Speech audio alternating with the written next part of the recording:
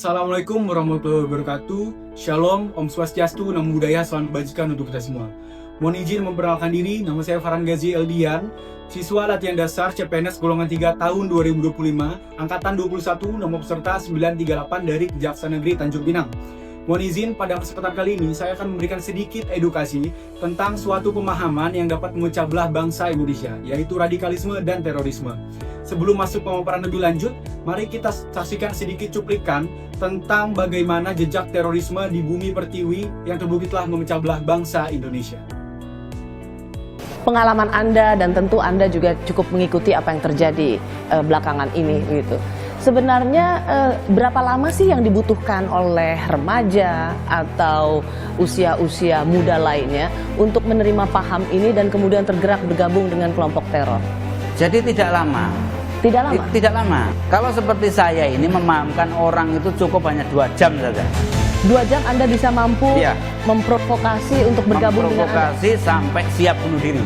2 jam? Ya.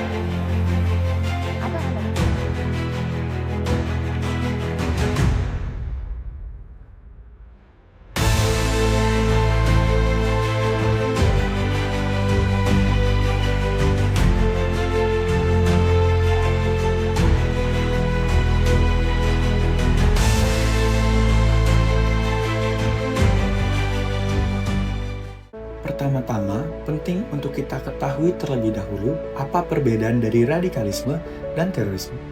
Yang pertama yaitu terorisme.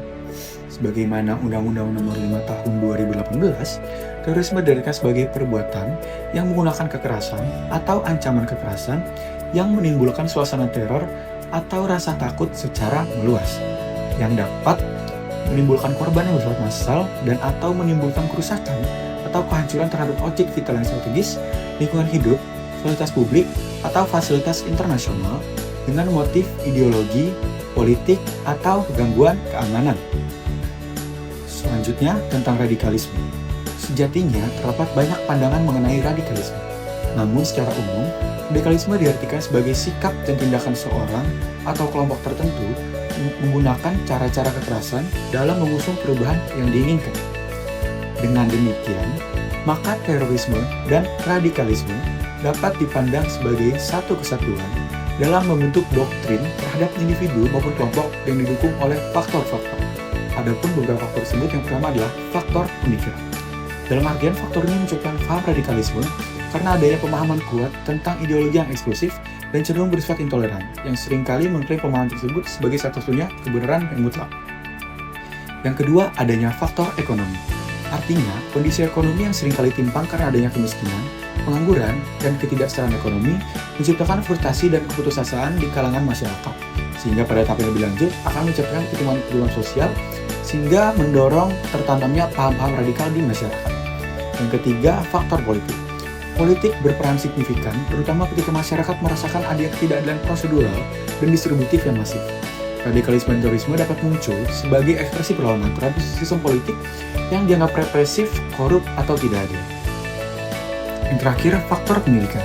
Pendidikan sejatinya memiliki peran ganda, yaitu bisa menjadi peredam radikalisme atau justru menjadi saluran penyebarannya jika tidak diawasi. Selain itu, pendidikan yang tinggi tanpa diikuti dengan lapangan pekerjaan yang memadai juga dapat memberikan frustasi intelektual bagi individu yang berpendidikan untuk mencari solusi radikal.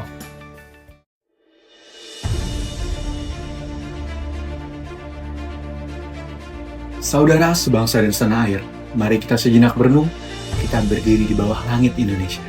Namun, awan kelam itu, awan terorisme, masih mengintai. Namun ingatlah, kita adalah Indonesia.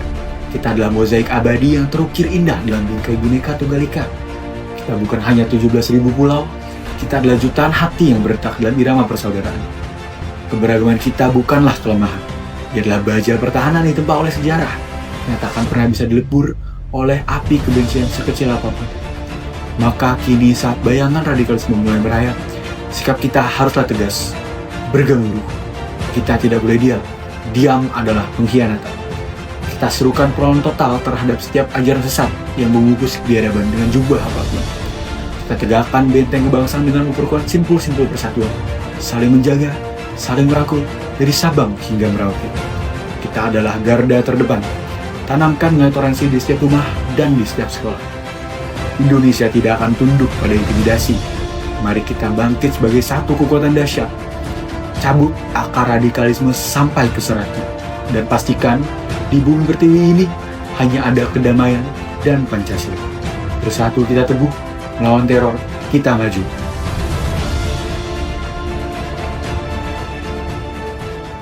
Data mungkin dapat membunuh teroris, tapi pena dan bukulah yang memberantas terorisme. Saya Farhan Ghazi Eldian, pamit undur diri. Assalamualaikum warahmatullahi wabarakatuh. Shalom, Om Swastiastu, Namo Buddhaya, selamat kebajikan untuk kita semua.